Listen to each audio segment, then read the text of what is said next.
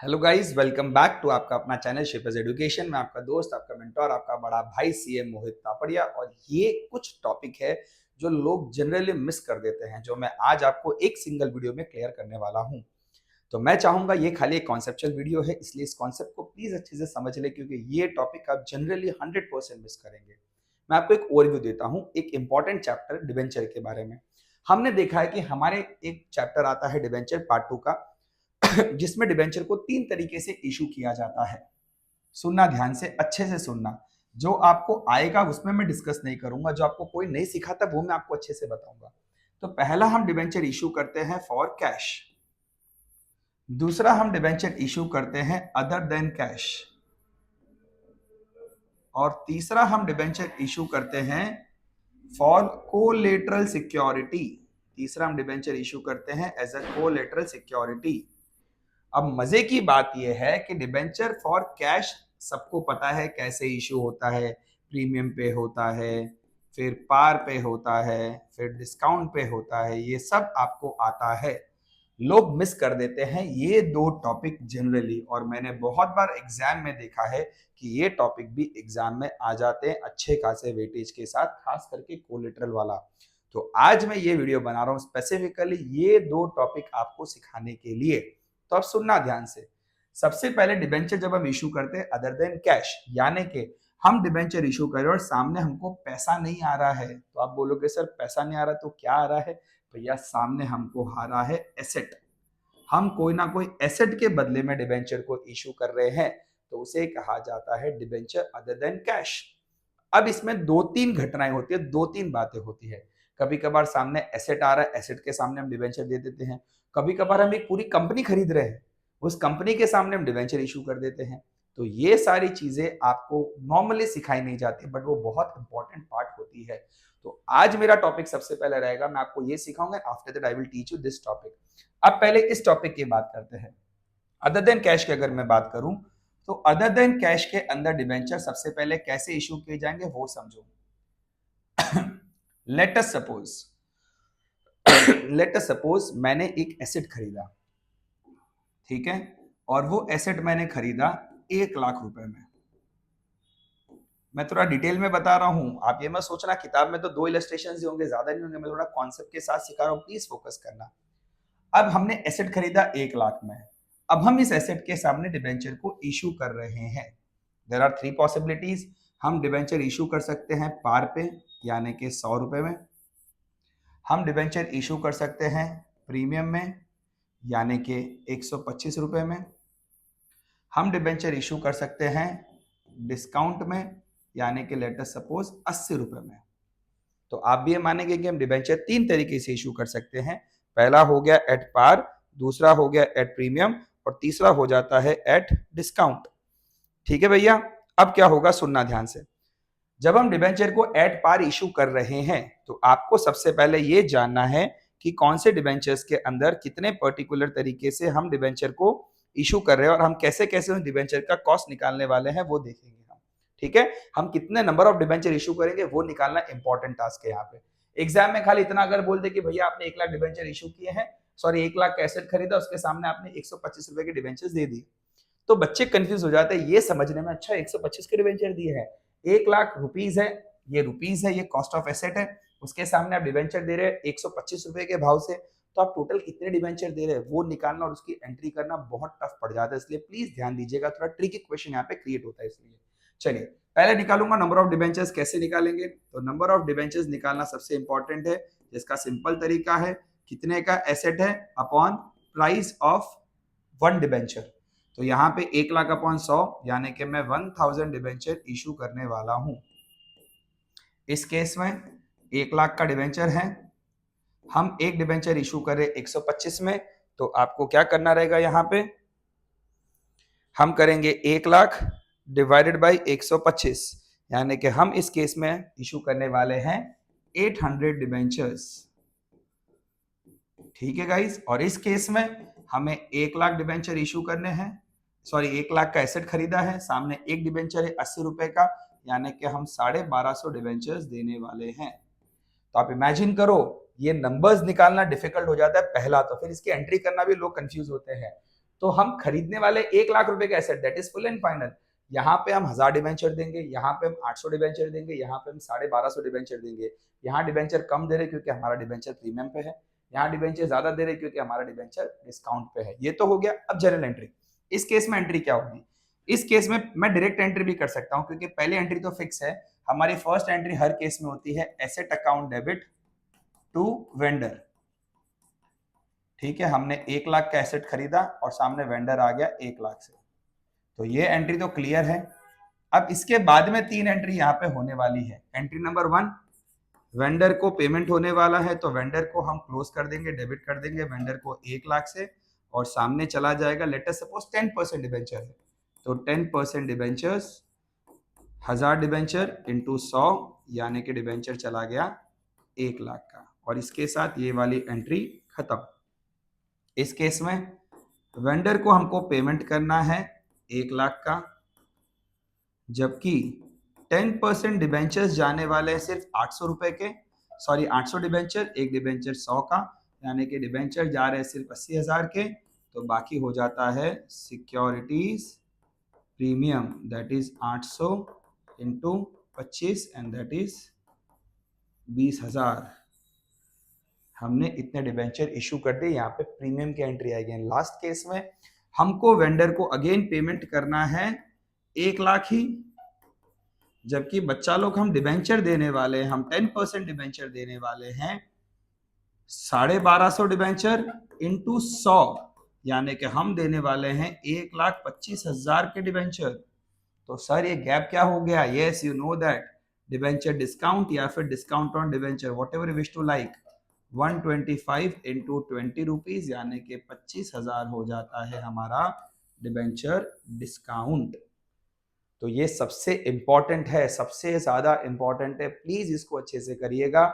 ये तीनों एंट्रीज आपको आनी चाहिए। अगर डिबेंचर पार पे जा रहा है, प्रीमियम पे जा रहा है, डिस्काउंट पे जा रहा है, तो इन तीनों में क्या क्या एंट्रीज होगी वो मैंने आपके लिए यहाँ पे अच्छे से मेंशन की है। प्लीज इसको अच्छे से पढ़िएगा, बहुत इंपॉर्टेंट है एग्जाम को लेके। ये थोड़ा सा कॉम्प्लेक्स टॉपिक है जो नॉर्मली बच्चे करते नहीं है। आपकी बुक में इस टाइप के क्वेश्चंस होते नहीं है, रेफरेंसेस में होते हैं, अचानक एग्जाम में आ जाता है, आप कंफ्यूज हो जाते हैं। इसलिए प्लीज इस कॉन्सेप्ट को एक बार अच्छे से करिएगा। ये हो गया अदर देन कैश का पहला पार्ट, खत्म नहीं हुआ ये टॉपिक, बड़ा टॉपिक है, ध्यान दीजिएगा। दूसरा पार्ट, अब क्या होता है, अदर देन कैश के अंदर हम लोग एसेट की जगह पे बिजनेस खरीद रहे हैं। ठीक है, तो अब दो बातें हो सकती है। लेट अस सपोज मैंने पूरा का पूरा बिजनेस खरीद लिया, और मैंने बिजनेस खरीदा है 7,80,000 रुपए के अंदर। कितने में खरीदा है भैया? 7,80,000 रुपए में मैंने बिजनेस खरीदा है।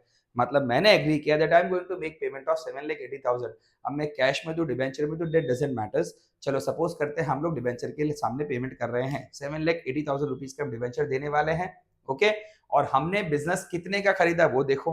तो हमें सबसे पहले हमें पता है कि हमने बिजनेस खरीदा 780 में, जिसको कहा जाता है purchase consideration. The term is purchase consideration, यानी कि we are going to make a purchase consideration of 7,80,000 for a business.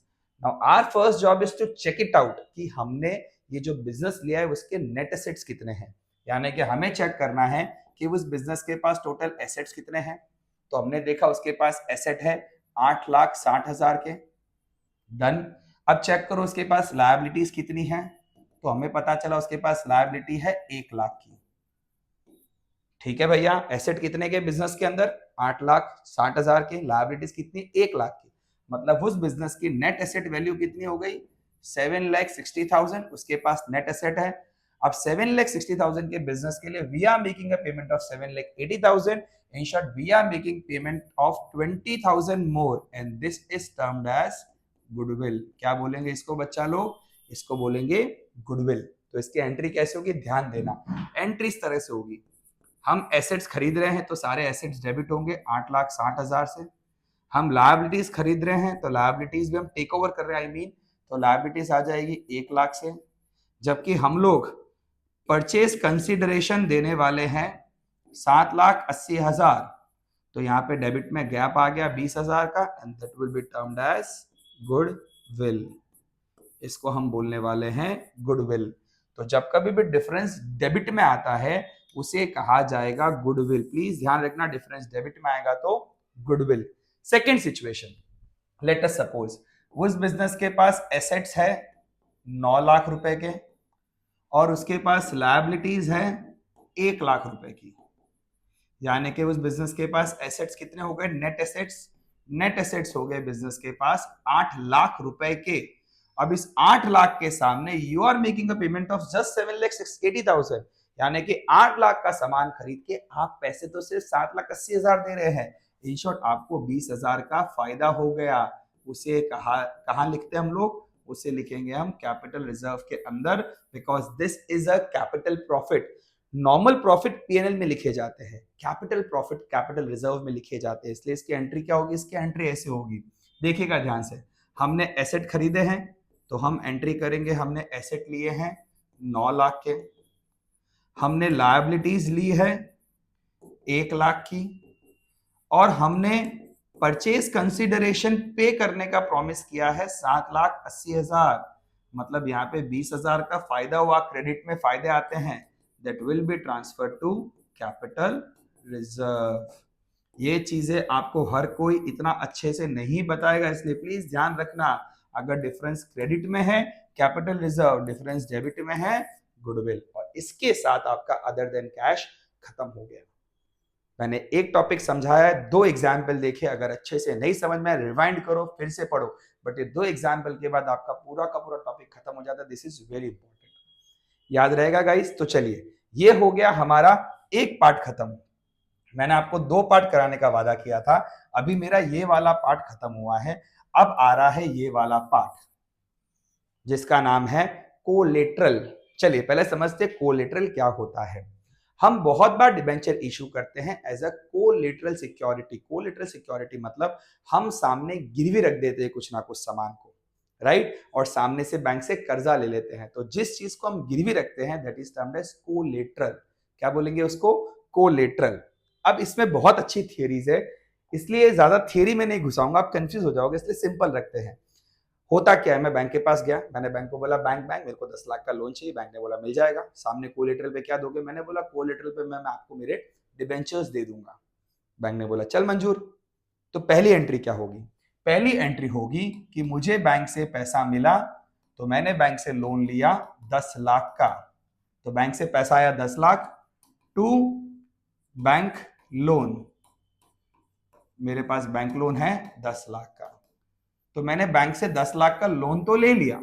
अब इस लोन को लेने के लिए मैंने डिबेंचर्स को बैंक के सामने गिरवी रख दिए। सपोज करते हैं 13 लाख के डिबेंचर्स मैंने बैंक को दे दिए एज अ कोलेटरल। इस 13 लाख के डिबेंचर की क्या एंट्री होगी वो आपको आज सीखना है। बैंक से लोन लेते टाइम तो entry bank to bank loan correct है, बट जो मैं डिबेंचर को गिरवी रख रहा हूं उस डिबेंचर की एंट्री क्या होगी वो सीखना है। तो उस डिबेंचर की 2 तरह से एंट्री होती है। पहला है फर्स्ट मेथड। ये मेथड कहता है कि कुछ भी एंट्री करने की जरूरत नहीं है। क्या करो, चुपचाप जब आप बैलेंस शीट बनाओगे, बैलेंस शीट में जब आप लिखोगे लॉन्ग टर्म लायबिलिटीज के अंदर, जब आप लिखने वाले हो कि आपके पास एक बैंक लोन है 10 लाख रुपए का, तब वहां पे ब्रैकेट में लिख देना that debenture of ₹13 lakh given as collateral security, और काम खत्म। फर्स्ट मेथड कहता है नाटक मत करो, कोई एंट्री करने की जरूरत नहीं। आपने डिबेंचर खाली गिरवी तो रखे, बैंक को बेच थोड़ी दिए, इशू थोड़ी कर दिए है। खाली आपने गिरवी रखे तो आप खाली एक सिंपल सी ब्रैकेट में इंफॉर्मेशन दे दो जिससे कि आपके स्टेक होल्डर्स को भी लगे कि आपने चीटिंग नहीं की है। तो आप खाली ब्रैकेट में लिख दो भाई हमने इस बैंक लोन के सामने इतने डिबेंचर्स बैंक को as a collateral security issue किया है। This is first method. जबकि सेकंड मेथड कहता है ना मुन्ना ना, अकाउंट से तो एंट्री तो होगी ही होगी। तो सेकंड मेथड कहता है जब कभी भी आप डिबेंचर को इशू कर रहे हो आपको एक एंट्री करनी पड़ेगी। क्या एंट्री करोगे आप, एंट्री करोगे कि हमारे 10% डिबेंचर गए, 13 लाख रुपए के डिबेंचर गए। और क्यों गए, बैंक के पास गए, किसके लिए गए, गिरवी रखने के लिए गए। सामने क्या मिला, पैसा मिला, वो तो ऊपर आ चुकी है एंट्री। तो यहां सामने कुछ नहीं मिला हमको, हमने खाली उसको मॉर्गेज पे रखा है। तो यहां एक डमी अकाउंट ओपन करेंगे जिसका नाम रहेगा डिबेंचर सस्पेंस। 13 लाख रुपए का हमने एक डमी अकाउंट ओपन कर दिया जिससे हम ये प्रूव कर रहे हैं कि हमने 13 लाख के डिबेंचर दिए, सामने कुछ नहीं लिया हमने, क्योंकि वो debenture as a collateral security गया है। अब आप बोलोगे सर इसकी एंट्री क्या होगी, तो भैया बैलेंस शीट में एंट्री इस तरीके से होगी। बैलेंस शीट में अगेन आप लिखोगे पहले कि बैंक लोन आया आपके पास 10 लाख रुपए का, तो ये तो हो गई इसकी एंट्री। अब इसकी एंट्री क्या करोगे, तो सुनना, अंदर के कॉलम में लिखेंगे 10% डिबेंचर 13 लाख, माइनस कर देंगे डिबेंचर सस्पेंस 13 लाख, और नेट कर देंगे 0। बस खाली आपको ये शो करना है जिससे स्टेक होल्डर को पता चल जाए, अच्छा डिबेंचर सस्पेंस से मतलब ये डिबेंचर कहीं ना कहीं कोलेटरल में दिए गए हैं। तो बस ये एक प्रेजेंटेशन आपको करना पड़ेगा during your exams, and this is termed as debenture given as collateral security, जिसके दो मेथड्स है, first method and second method. पहला मेथड कहता है एंट्री करने की जरूरत नहीं, ब्रैकेट में लिख के खत्म करो। दूसरा मेथड कहता है नहीं भैया नहीं चलेगा, अकाउंट्स में एंट्री नहीं किया तो क्या मतलब है, तो एंट्री करो। और एंट्री कैसे करनी है, आपको खाली मेंशन कर देना है यहाँ पे, एंट्री होगी डमी एंट्री होगी डिबेंचर सस्पेंस टू 10% डिबेंचर, और उसका बैलेंस शीट में ट्रीटमेंट आपको इस तरीके से करना पड़ेगा। तो ये इंपॉर्टेंट टॉपिक है, बहुत रेयरली लोगों को सिखाया जाता है, अच्छे से सिखाया जाता है जो मैंने सिखाया है। तो मैं चाहूंगा अगर आपको वीडियो अच्छा लग रहा है प्लीज कमेंट सेक्शन के अंदर अच्छे से अपना प्यार बरसाते रहिएगा, और जरूर से अपने दोस्तों को शेयर करिएगा। अगर आपने अभी तक हमारे कोर्सेज परचेज नहीं किए हैं तो आप shapers online learning app download करके हमारे कोर्सेज को अच्छे से परचेज करिए, और ज़रूर से अपने जो भी फीडबैक्स हो हम तक ज़रूर से पहुँचाइए वाया मेल, इंस्टाग्राम और यूट्यूब कमेंट्स, कहीं पे भी अच्छे से हमको आपकी इन्फॉर्मेशन देते रहिए, जिससे हम आपके लिए और मेहनत करते रहे। तब तक के लिए बाय बाय, वापस से मिलेंगे अगले वीडियो में।